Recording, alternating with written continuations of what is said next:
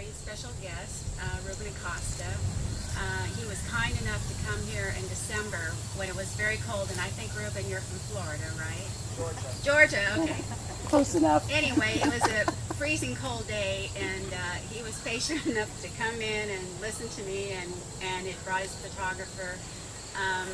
Ruben has worked on this project diligently. I mean, it was close to 6 months, I think, that we worked on it. So we started out as trying to get it applied as a original cabin. It did not fit the criteria because it had been moved. And so then Ruben found a criteria for bringing it in as a mid-century museum, which was really quite brilliant. So Ruben, I'm going to let you talk more about this. Ruben Acosta.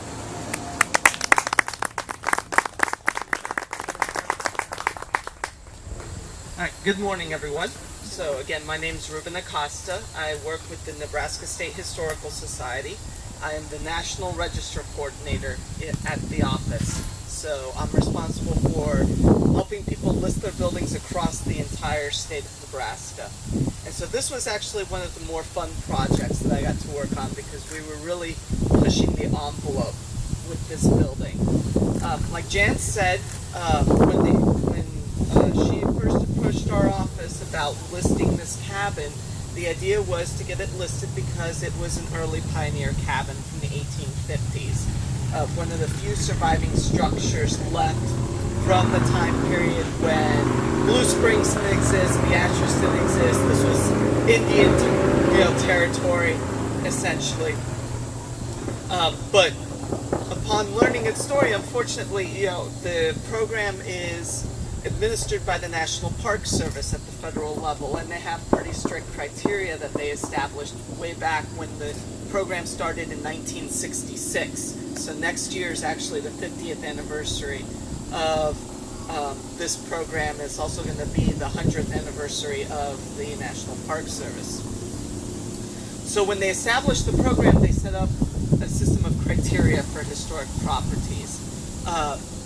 And one of the important things that they said is that for a property to be able to tell its story, it has to be essentially in the same place where it had its significance, right? And moving properties changes its story. So unfortunately, I had to tell that to Jan. It's like, well, we can't really list it because Reverend Johnson lived here, for the short period of time before, unfortunately, he died due to one of the many plagues that was running through the territory at the time. However, it was very interesting, the story of how it came to be where it is right now, how the community coalesced around this cabin, around that pioneer club, to move the cabin, to preserve it, and to use it to tell the community's story.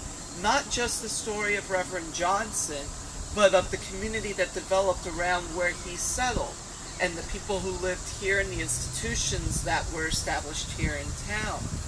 And so that was really fascinating because in 1949, there were very, very few examples of any type of historic preservation within the state of Nebraska. The only real ones that we could identify, there were two major ones. Arbor Lodge in Nebraska City, right? So the home of J. Sterling Morton, one of the early governors of the territory, who had established Arbor Day. And then there was the Mayhew cabin, another log cabin, which is really curious. I mean, once you start looking for it, log cabins start popping up everywhere here in Nebraska, even though we're not known for having lots of trees, right?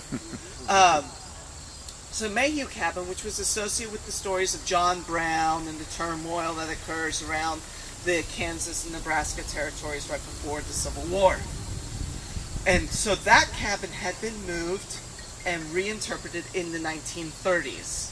And so it kind of set the pattern for what you all did here, but you all took it an extra level because that cabin had a very special connection with this national figure, supposedly John Brown. But here you're telling the story of your community, and it's fascinating reading the newspaper stories of how they wanted to recreate the cabin as it was. They used local materials, they used local contractors and volunteers.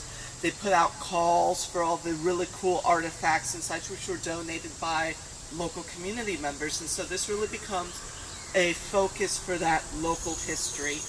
And it's used as this museum for, we're over 50 years now, right, as a local history museum. And that's the story I wanted to tell and share with the National Park Service and recognize.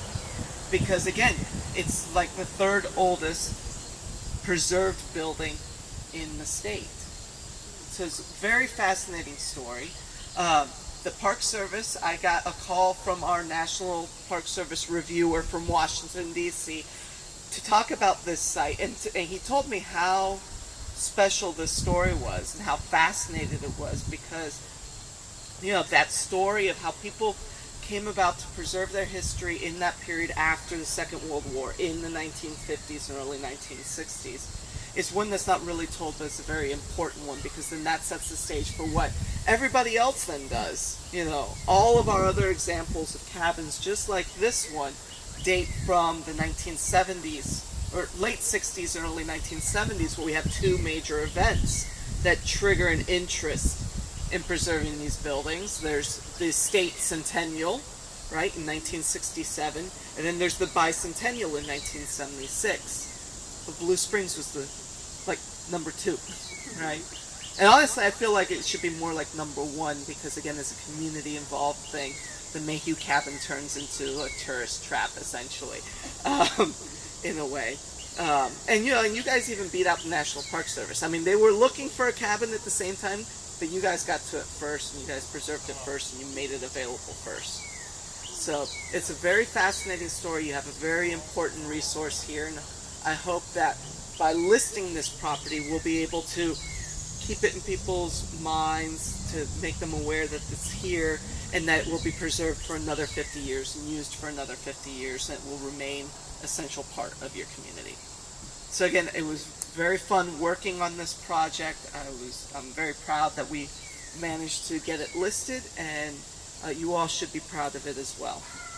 So thank you for inviting me, and I hope you have a great rest of your day.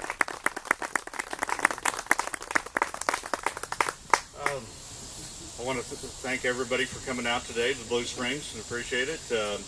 Please stick around the cabin. Jan will give you some history of it. Also, we have pulled pork sandwiches down at the Farmers Memorial Hall. Enjoy your day in Blue Springs. We only get to do this one time a year, so that's kind of that. So thank you all for coming and to the National Register presentation today, and enjoy your day in Blue Springs. Thank you all.